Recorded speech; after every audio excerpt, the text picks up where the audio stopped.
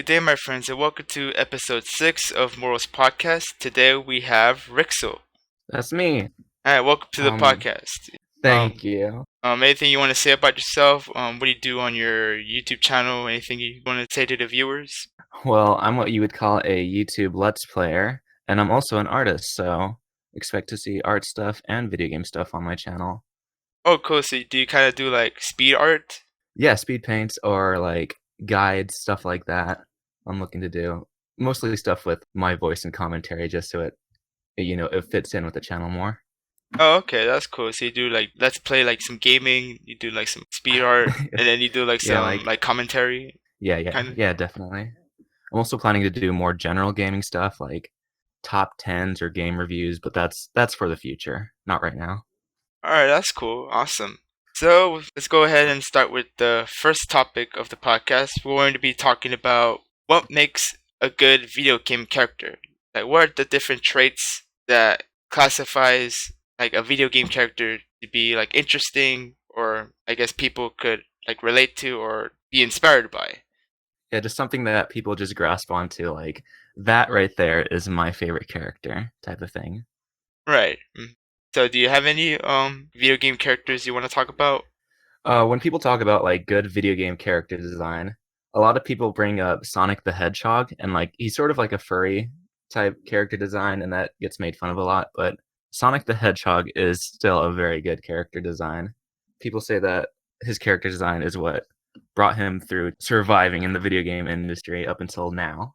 Yeah, because I know he went through like all different sorts of designs. Like they're just going Yeah. through like trial and error until they figure out like, oh, which design works and which doesn't. Because if you look through like the old designs, he looks like kind of like odd, like kind of like unusual. But A bit doofy, yeah. yeah, And but his girlfriend Madonna. Yep, I saw those. yeah, but at least it got to where he is today, right? Basically. Yeah, yeah.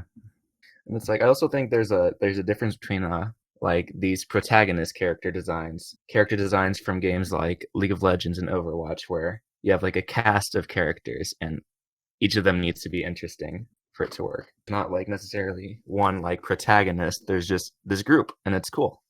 Yeah, like in League of Legends and Overwatch, like pretty much the characters, all of those characters, they have some sort of story or some sort of lore that goes along with them. Hmm. And it's like pretty interesting, like shows like, oh, like where they come from, like their stories. And I've seen like with Overwatch, there's like videos out there where it talks about like the backstories of each of the characters. One of them I saw was about Tracer. Like she started off, I think a space experiment. I'm not sure exactly. And then like something went wrong, and then she ended up having like the powers to shift around short Yeah, their little distances. origin stories. Yeah, I find those pretty interesting. With League of Legends, they did like the same thing as well. They have those cinematics as well, like with some of the characters they interact and then they fight. I think a good character design should be able to like transition pretty seamlessly into other media. So like Overwatch does the comics. They all do like comic type things, and it just works well. So like, who's your favorite Overwatch character or League character? My favorite Overwatch character, I would say Mercy. For League of Legends, I remember when I started out, like I was playing Thresh, but one of my favorites I would say is Sona. Uh, I haven't played Overwatch, but I already know that like Pharah is my favorite character. Like anything like about her backstory or anything about just her in general. She's just very like serious looking. I like her armor. She reminds me a lot of like Samus Aran mixed with Korra from Legend of Korra and a little bit of Kale from League of Legends, her Aether Wing skin. Just like a lot of my favorite characters combined into one. That's why I like Pharah. Oh, that's interesting that you say that she kind of relates to Korra. Yeah, I was wondering about the comparison. Oh, just like the tan skin, the shortish hair. I just like that. The blue Right. fits well. Yeah, because I remember I was watching like the original, like the Avatar: The Last Airbender, and it started out with like Aang, because he was like just frozen, and then he got found, he got discovered, and then pretty much he has to learn the four elements to defeat the Fire Lord. He has like some sort of story there. Like the more we watch the episodes of Avatar: The Last Airbender, we get to know more about Aang, basically. And that's how it is with the characters as well. Like the more we get into the comics or like their lore, we get to know more about them in general. Not It's not just like a character that we just play in a video game. We get to know more about like how they are, their past, their experience, and what got them to where they are right now. Yeah, like their past, their personality. You get a lot of personality in these good characters. Like Overwatch is like an organization, and then some of those heroes they have a past together. Hmm. Yeah, I like the lore for Overwatch. It doesn't like fit into the actual game very much, but it's still cool. Then there's games like Smash Bros, where you get all these like great video game character designs, but their lore isn't really a thing in that game. I know there's like story mode, but it doesn't really like tell us much about the characters in general. I mean, they kind of assume we know the characters because the characters in Smash they just come from different sorts of video games. Yeah, they have their own lore in the games in their respective games. Yeah. And since we're talking about their design, let's talk about game design as an art. This is another topic where I think it's good to separate like single player games from these multiplayer games like Overwatch and League of Legends, because in these single player games, the game design can really be seen as like an art, like some experience, where in these multiplayer games, a lot of the game design is just like balancing and stuff like that, mechanics, and the art comes in with the character designs and with just all these other designs.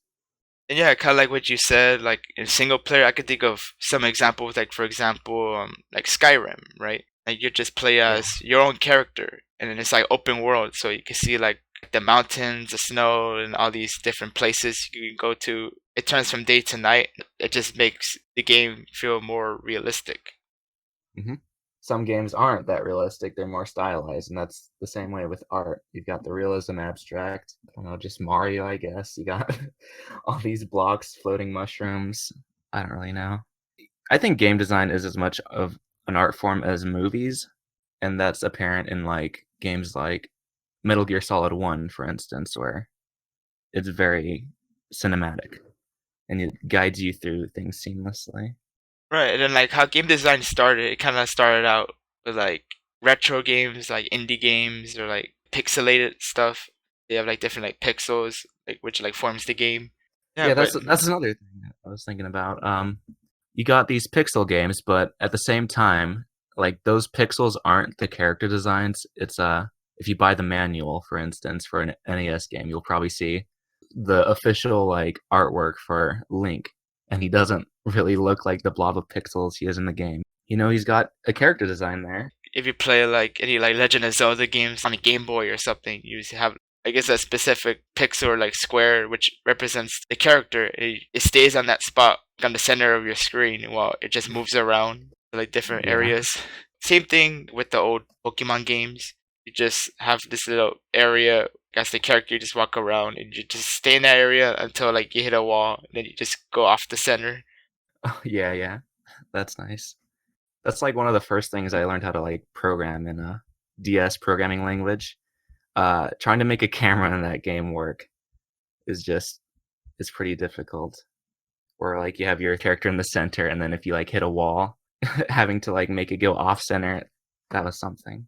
Yeah, I see what you mean. And then, like you said, with camera angles and such, that kind of correlates to like the game design because I guess it lets the player experience more of the game. I would say. Oh yeah, yeah, that's another thing.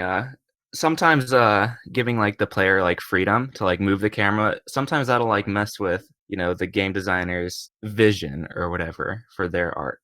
If you want the player to be looking at something, but you give them freedom to move the camera, they might not see that. So Yeah, kind of like what you it's said back with like single player games.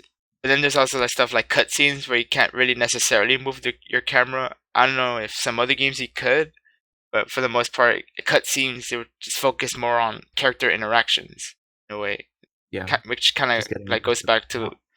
like making a good video game character, like how they interact with other characters and like kind of like forms the story. I mean, besides the art correlates to like all these other things, like all these other subcategories that influence the art in a way. Hmm. Yeah, a lot of people don't really like long cutscenes in single player games. They feel like it takes away control from them, but at the same time, it gives control to the creator, the artist. I kind of see what you mean. Depends on the cutscene, because I know when like characters interact, they would kind of have more focus on the character design compared to like their surroundings. Oh yeah, yeah, But I don't know, it just varies. it does. Different games do it differently. Like League of Legends, it's not League of Legends and Overwatch. There aren't cutscenes interrupting your gameplay. It's stuff that you seek out on your own because you like the characters. Yeah, that's kind of like how I like when they put the lore and stuff like that on YouTube for people who are actually interested in learning more about the character besides like their design. That's kind of like an extra thing. People that want to know more than just playing the game Yeah, the characters, their details are there for you to explore if you want to, but the gameplay is still just the gameplay by itself. that's also why I kind of feel that with cutscenes, there's some they can't really skip because the people who make the games they want the players to experience more of the design, like the Mhm. surroundings of the characters. Yeah, I agree with that. Anything else you want to say about game design? Like, why would it be considered an art? I think that's what we could do before we hit on to the next topic. Game design is considered an art because it is an experience that someone can experience. I don't know if there's a better way you can put that. There probably is. But I don't know, with art, like a traditional painting, you've got this composition, and the goal of the artist is to like gracefully move the viewer's eye from like various points of the painting. And it's sort of the same way with a video game. You sort of guide the player through this experience. Yeah, I agree. Something I forgot to mention is that like with game design, it also correlates to like animations as well. So besides like Animations, having yeah. a good game design, it has to be some sort of animations that have the character move around or like having the character speak. Oh yeah, Yeah, with the voice makes them acting feel as more well. alive. Yeah, it kind of like Oh, yeah. makes the art, the gaming design as the art more realistic. Yep. They can't just be just static figures there. That's not really relatable. I Right, agree with that. exactly. It has to be like more than just having a good character design. There has to be more to it. That's kind of like how I feel as a good video game character. Besides that, there has to be a story. What makes them unique compared to like any other typical video game character or protagonist or antagonist or whatever. Yeah. Now that I think about it, a voice actually goes a really long way for me. I'm always like with May. I didn't think I really liked that character that much until I heard her voice, and now she's just adorable in Yeah. Overwatch. All right, so you mentioned something earlier about I guess the programming game. So I guess that's could also be something we could talk about, like how programming has an influence towards making a video game. Oh yeah, there's definitely a difference between like the game programmer and the artist when it comes to games. And I've tried to do both in the past. I think I still want to do programming, but not really sure. So programming, a lot of early video games were sort of restricted by the programming and like just the hardware itself. And a lot of those ideas that came from those restrictions are still in place today. Yeah, like I don't remember like which programming languages kind of like started out the gaming, but I just know about like I guess the more recent ones like Java or like C++ plus plus or some other ones out there. I'm not really sure what they programmed in back in NES days, but yeah. Yeah, like one game I could think of is RuneScape. It ran on Java. They have to have like all different sorts of code. In case you don't know what it is, it's like a I guess an MMO kind of game. Oh yeah, Yeah. I know of RuneScape. Like having your own character, it has to be like code to just move the character around, like make sure it can go to certain places. A code to like attack monsters or different people. The different damage calculations depending on their weapons or their armor, such. The RNG aspect of that. Yeah, yeah, the RNG thing, that's another thing. Like sometimes people get like triggered when like stuff is like RNG, like oh it takes The RNG like it's gods. yeah, like a different possibility of getting like a specific item for like killing a certain monster. A lot more goes into that game too because it's multiplayer. There's all these like net codes and stuff, making sure you can like be in the same world and stuff as different people. It's insane how much programming goes into stuff. Yeah, like there's like a lot of different servers that players can go in. There'll be like one world will be like a lot of people, and another world with like not so many. And then there's like specific worlds based on like which specific activity like you want to do in the game. Yeah, yeah. That would not be a game that I would attempt to program, not by myself. Do you know how many people worked on like old school RuneScape back in the Mm, day? Like what how big the team was? no, I don't recall. That's actually an interesting. I'll have to look that up later. Want to see how many people it took to make that. Yeah, probably a few, or I don't know exactly, but of course it's gonna take more than one Yeah. person to program a game. There are a few single solo indie devs that I know of. Have you ever heard of the game Cave Story? Yeah, I've heard of it. It was programmed by one guy in about 5 years, and that is pretty inspiring to me.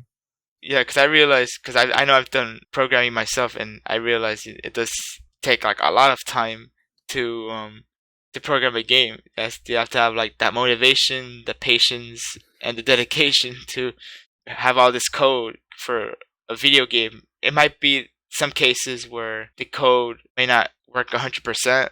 You might find a bug. You have to like fix that immediately. Yeah. I've done a bit of programming, and there are just times where I just work for hours, and then a bug comes in, it breaks everything I've ever done, and I'm not even sure how to fix it. It's stressful. It's a stressful time. Which programming languages do you have some experience with? I have the most experience with Basic. There's this DS program called Petite Computer that uses Smile Basic. It has a 3DS app that uses the same thing but a little bit upgraded. And that's what I used when I was younger and just learning how to do that stuff. But like now I use Java. Oh, okay. My first programming language in college was Python. And at the time I had Python. like no programming experience, so I kind of like struggled a lot with it. And then later on I tried Visual Basic. You have like a window and you could have buttons on the window that have code associated with it. And then I've done Uh, some Java and C++. plus plus. I think I've done more of C++ plus plus than Java. Do you feel like making a program on a PC game or like a console game would be different than, let's say, making code for a game that you would play on your mobile device, like a cell phone or on a tablet or on a DS or anything like that? I completely forgot about this, but it ties into this. I also learned a bit of Objective C, the Apple programming language, and Swift, which is like the replacement, I guess. And from what I've seen, from what I've attempted, mobile device and like tablets, their programming is more like drag and drop based. It seems, where you like program an object and then you sort of drag and drop it onto the screen. So I'm not really sure. I haven't gone in depth into that, but yeah, I think it'd definitely be a bit different. Yeah, I haven't really looked into like programming for like a mobile app or a mobile game. With the DS, there's a touchscreen on that, and basically it's just map the coordinates onto the touchscreen, and if it's touching those points in the coordinate, then it's like a button press, basically. That's pretty interesting. Yeah, yeah. With things like Java, I'm pretty sure it'd be the same code, just with the virtual machine on a mobile device. You just have to program in the different touchscreen controls, Right, yeah, there'll be like different touchscreen controls for if you use a keyboard or if you use like I guess a like a gamepad or Bluetooth. anything like that. Yeah. Hmm. Going back into programming is probably going to be a project that I do this summer. I don't know if I'll actually do anything, but Oh, what kind of project are you thinking of doing? just anything like some maybe I'll start a game or something. I can Oh, just make all the game assets by myself and post it onto Game Jolt or something, get some feedback maybe. and what was the name of the website you just said? You want to talk a Oh, little bit about it? Game Jolt, it is a think of it as Steam but for more indie games and you can get most of them for free. Okay, so it would be like I guess for people to like test out the game and then just give feedback on it. Or Or they way. can just post their full indie game and just have it out there. Oh, okay, that's pretty interesting. To It's a cool community. You got like chats there, and it's a good place to like get in contact with game devs if you're a creator, if you're a video creator. okay, that's cool. Thanks for sharing that website. I guess that'll be a place for other people to check out indie games that are Hmm. like in development, and such. And then some of them are finished, but Yeah, and then that's what they have for Steam too. They have like early access games, and then there'll be like yeah, Steam yeah. Greenlight, where people could like Hmm. vote like which games they want to see. Hmm. All right, so I mentioned earlier about games on mobile devices, but let's go ahead and talk about, is technology distracting us from the real world? Like, are we more into the virtual world or something like that? Yeah, I see.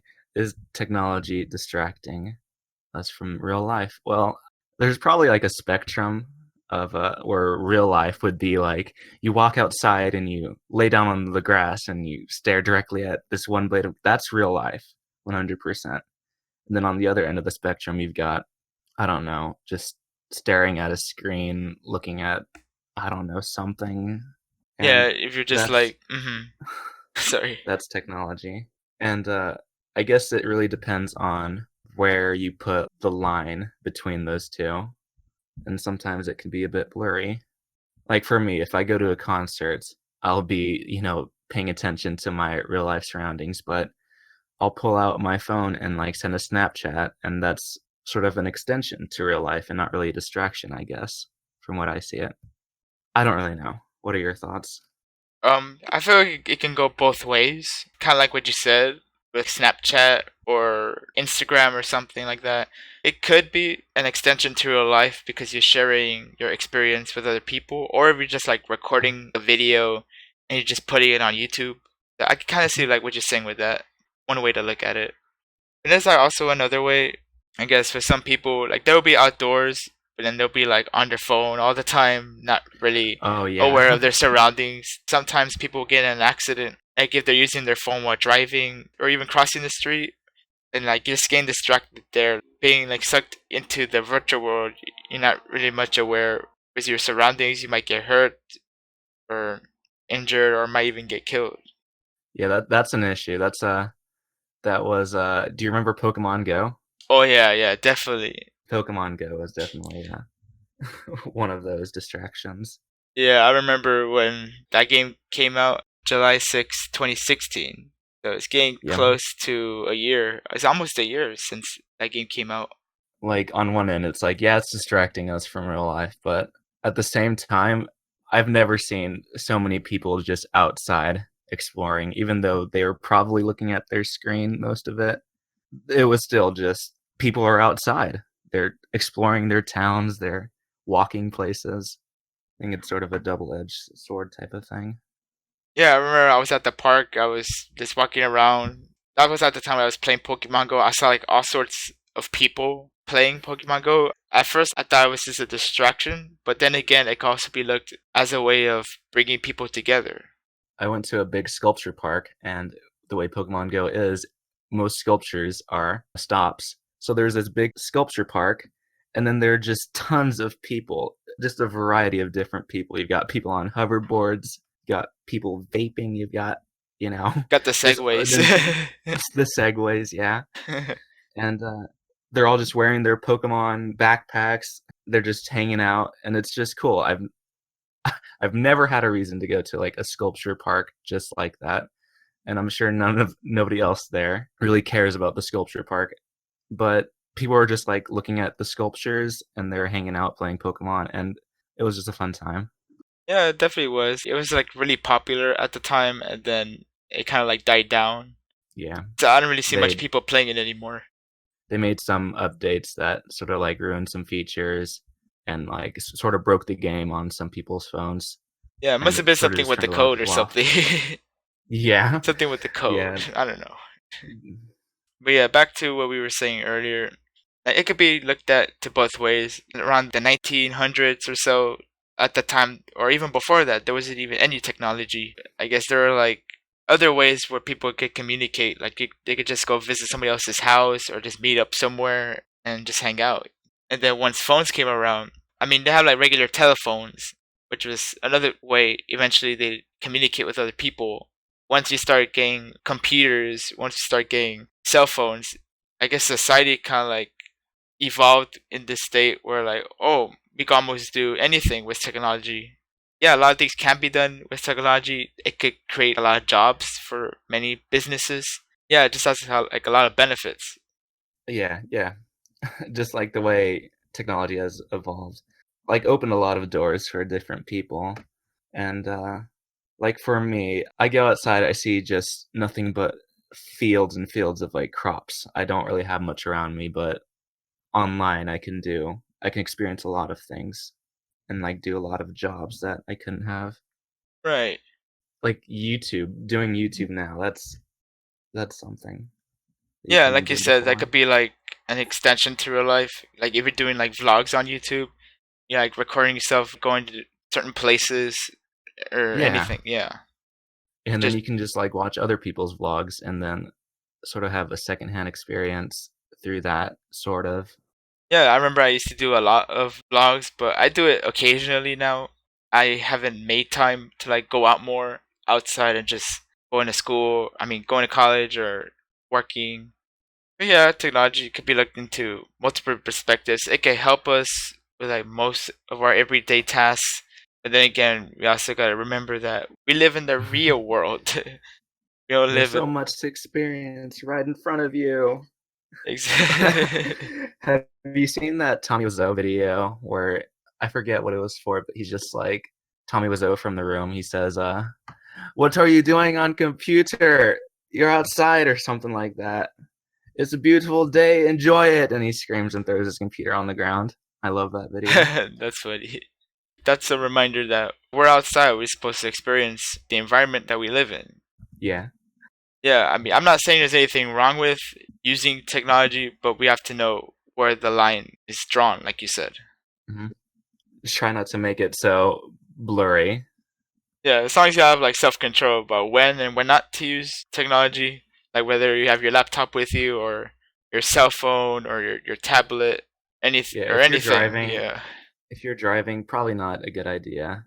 Probably not worth it to like see what's going on Snapchat or Yeah. Twitter. Yeah. I mean, I can understand that's also a way for people to communicate. Like, I feel like it's easier to like talk to people on the internet compared to the real world, Definitely same.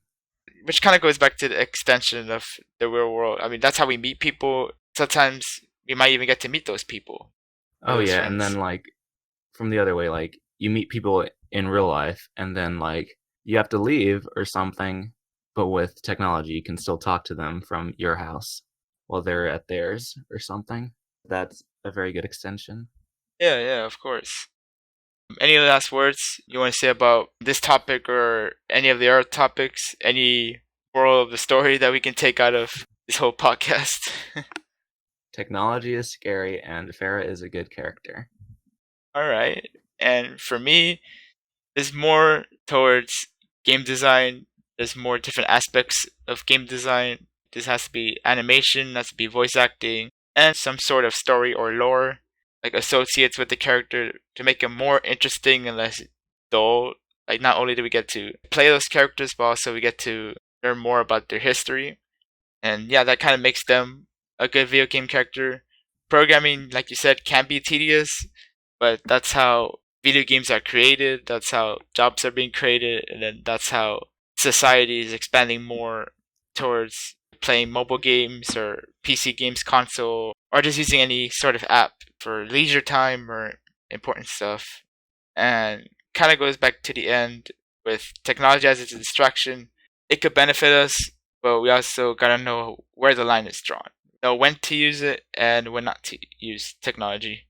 Like we said, we gotta experience more of the real world, but we also gotta use technology as an expansion of the real world, not necessarily as a virtual world that we could live in and just forget about the real world.